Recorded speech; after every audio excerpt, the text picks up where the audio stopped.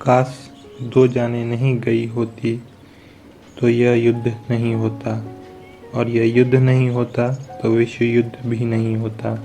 नमस्कार दोस्तों, मैं अंकित कुमार नॉलेज वर्ल्ड की इस नई वीडियो में विश्व युद्ध पार्ट 2 में हम सब चर्चा कर रहे हैं विश्व युद्ध के बारे में। इस वीडियो में हम सब चर्चा करेंगे कि अगर दो जानें नहीं जाती तो क्या यह युद्ध होता, और अगर होता तो इसके पीछे क्या कारण थे। युद्ध तो होना निश्चित ही था, उसके अन्य और भी बहुत सारे कारण थे, परंतु यह दो दाम्पत्य का मरना एक नींव का पत्थर साबित हुआ और यह युद्ध होता ही जरूर।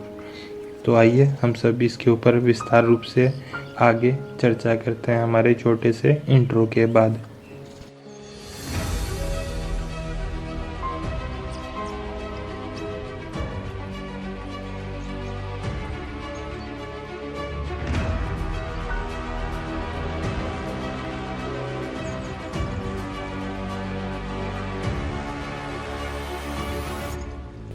एक दाम्पत्य की मृत्यु किस प्रकार दो देशों को आपस में लड़वाने वाली थी और दो देश के आपसी युद्ध में पूरे विश्व को पिसना था, इसके ऊपर आइए हम लोग चर्चा करते हैं।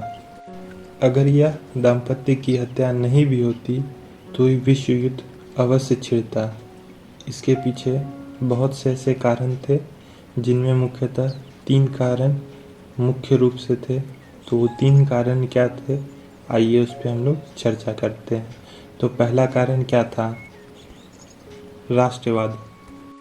प्रिंस बिस्मार्क ने 39 ऐसे राज्य को मिलाकर, जहां मुख्यतः जर्मनी भाषा बोली जाती थी, उन्हें 1871 में मिलाकर एक जर्मनी राष्ट्र का निर्माण किया जाता है करते हैं।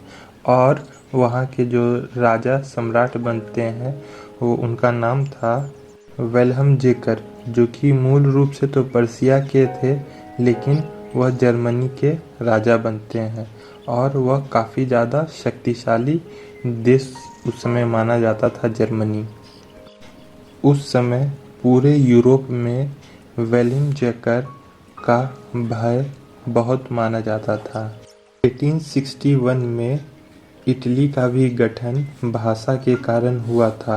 अब यूरोप के 2 शक्तिशाली देश जर्मनी और इटली, इन दोनों का गठन भाषा और जाति के कारण हुआ था। अब पूरे यूरोप में राष्ट्रीयता फैल रही थी। सर्बिया में अधिकतर लोग सूल जाति के थे और ऑस्ट्रिया हंगेरिया के लोग सूल जाति के भी थे। दोनों जगह जो है अधिकतर लोगों की आबादी जो थी वो सूल जाति की थी। और रशिया जो था वहाँ में भी अधिकतर लोगों की सूल जाति ही थी। तो वह भी रशिया भी चाहता था कि उस सूल जाति का भी वर्चस्व पूरे विश्व में फैले, इसलिए वह सर्बिया को स्पष्ट रूप से सहायता भी करता था।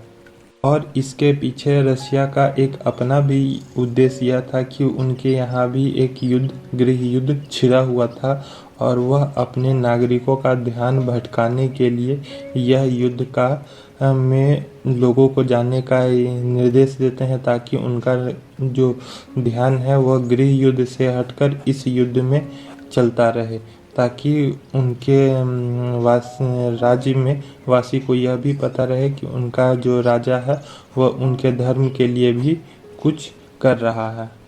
अब एक तरफ जर्मनी वासी थे तो दूसरी तरफ सुवल जाति के लोग। पूरे यूरोप जो था वो 2 भागों में बटा हुआ था। यह था पहला कारण जो विश्व युद्ध को होने में अहम भूमिका निभाता है। अब दूसरा कारण क्या था, आइए उस पर हम लोग चर्चा करते हैं। तो अब हम जो पूरा विश्व था वो आधुनिक युग में परिवर्तित हो रहा था, और आधुनिक युग में परिवर्तन होने के कारण आधुनिक हथियारों का भी खोज हो रहा था, जो कि किसी भी देश को एक अंदर से अपार शक्ति प्रदान कर रहा था, जिसमें वह अहंकार के कारण किसी भी छोटे राज्य या देश पर अपना वर्चस्व साबित करने की इच्छा और लालसा रखता था और खुद को पूरे विश्व में श्रेष्ठ साबित करने के लिए किसी से भी युद्ध करने को तैयार बैठा था। 1903 में राइट ब्रदर्स द्वारा खोजा गया हवाई जहाज, जो कि अहिंसक कारणों के लिए खोजा गया था, लेकिन उसका रूपांतरण करके हिंसक कारणों के लिए उसका यूज किया जाना शुरू हो गया था। जर्मनी के एक इंजीनियर थे जिनका नाम एंथोनी फारूक था।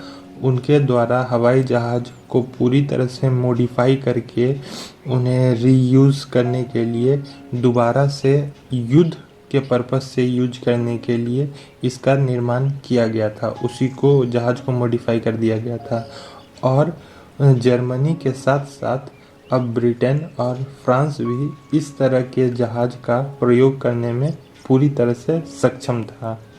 उसके बाद पूरी समुद्र पे इकलौता ब्रिटेन का राज हुआ करता था, पर पनडुब्बी की खोजे जाने के बाद जर्मनी जो था वह ब्रिटेन का एक अधिकार जो था उसे तोड़ने के लिए आतुर बैठा था और वह यह फिराक में ही बैठा था कि कब कोई युद्ध ब्रिटेन के खिलाफ हो और उसमें मैं जर्मनी ब्रिटेन को समुद्री मार्ग में इस पनडुब्बी से उन्हें चुनौती दूं। पनडुब्बी जो होता है वो जल के नीचे में चलता है और उन लोगों का जो जहाज जो था वो समुद्र के ऊपर चलता था।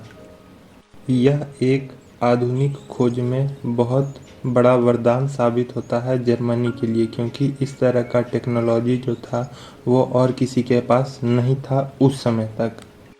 1884 में हिरम मैक्सिन नाम के एक व्यक्ति थे जिन्होंने मशीन गन की खोज की थी। उन्होंने सबसे पहले इस नई तकनीक की बंदूक की खोज की थी जो काफ़ी ज़्यादा एडवांस हुआ करता था। पहले के जो युद्ध हुआ करते थे उस युद्ध में बोल्ट एक्शन राइफल चलती थी जो एक बार ट्रिगर दबाने पे सिर्फ एक ही गोली छोड़ा करती थी, लेकिन अब उसमें कई ज़्यादा मॉडिफिकेशन 1884 के बाद हुए और यह 1 मिनट में करीब 600 से 800 राउंड फायरिंग करती थी और इनकी मारक क्षमता जो थी वो 900 मीटर तक हुआ करती थी। इस तरह के जो मशीन गन होते थे वह अब जर्मनी ब्रिटेन दोनों के पास में होते थे, जो कि किसी भी देश को किसी भी युद्ध में मारने की और हराने की ये शक्ति रखते थे, समर्थ रहते थे किसी के साथ भी। तो मूलतः इसके बाद एक और तीसरा और सबसे अंतिम था आपसी देशों का आपस में विलय, जिसमें इटली, ऑस्ट्रिया हंगेरिया, जर्मनी और द ऑटोमन एम्पायर ये तीनों एक तरफ हुआ करते थे और दूसरी तरफ थे सर्बिया, रशिया, फ्रांस और ब्रिटेन, ये तीनों एक तरफ थे। इटली का जो है जर्मनी से 1882 में संधि होता है और 1882 में ही ऑस्ट्रिया हंगेरिया से भी संधि होता है, जबकि ऑस्ट्रिया हंगेरिया का जो संधि होता है जर्मनी से वो 1879 में होता है और जर्मनी का 1914 में होता है। उसके बाद इधर रशिया रहता है, फ्रांस है और ब्रिटेन है। तो रशिया और फ्रांस का जो संधि होता है 1894 में होता है। रशिया और ब्रिटेन का जो संधि है वो 1907 में होता है और ब्रिटेन और फ्रांस का संधि जो है वो 1904 में होता है। यह संधि में होता क्या है कि जब भी कोई देश छोटा हो या बड़ा हो, उस पे किसी भी कोई पावरफुल कंट्री उस पे अटैक करेगा, अगर वो लड़ने में क्षमता नहीं है तो वो इस ट्रीटी के अनुसार अपने शक्तिशाली जो भी नज़दीक में साम्राज्य होंगे, देश होंगे, उनसे वह याचना करेगा और बताएगा कि इस संधि के थ्रू आपको मेरी मदद करनी पड़ेगी, क्योंकि ये जो भी कंट्री है उससे हम लड़ने में समर्थ नहीं है। तो आप मेरी मदद करना आपको पड़ेगा इस संधि में। तो अब ना चाहते हुए भी ऑस्ट्रिया हंगेरिया जो था, ये दोनों का तो आपस में युद्ध था, तो ऑस्ट्रिया हंगेरिया जो था वो सर्बिया पे अटैक करता है। तो सर्बिया का जो है सपोर्ट जो है रशिया करता है। तो जब रशिया सपोर्ट करने लगता है तो अब ऑस्ट्रिया हंगेरिया को जो है दिक्कत होता है इनसे लड़ने में।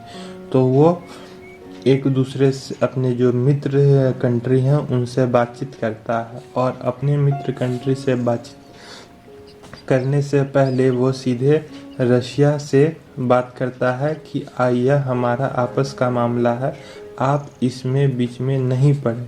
लेकिन रशिया जब नहीं पीछे हटता है तो यह बाकी कंट्रियों से सहायता लेता है, और फिर रशिया को भी जो है ना चाहते हुए भी फ्रांस और ब्रिटेन की मदद लेनी ही पड़ती है।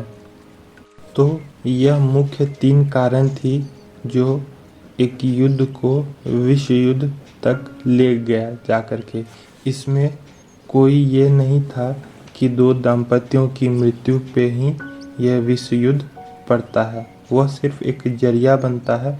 अगर उनकी मृत्यु नहीं भी होती तो कोई और भी युद्ध छिड़ता और उससे जो है यह विश्व युद्ध होना ही था। वो आज हो कल हो, यह युद्ध तो होना ही था, और यह परिणाम भी था।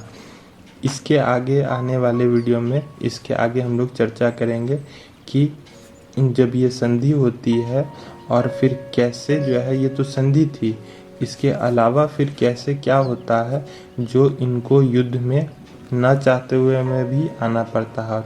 उस समय के सबसे बड़ा जो रोल प्ले कर रहा था वो था ब्रिटेन, क्योंकि ब्रिटेन के पास जो है सबसे बड़ा सैन्य शक्ति थी, और ना चाहते हुए भी अगर ये ब्रिटेन अगर इस युद्ध में कूद जाता तो इसका अर्थ यह था कि पूरा विश्व युद्ध ही युद्ध में छिड़ने वाला था, क्योंकि ब्रिटेन की बहुत सारी कॉलोनीज थी पूरे विश्व में जो जहाँ पे उनका शासन था।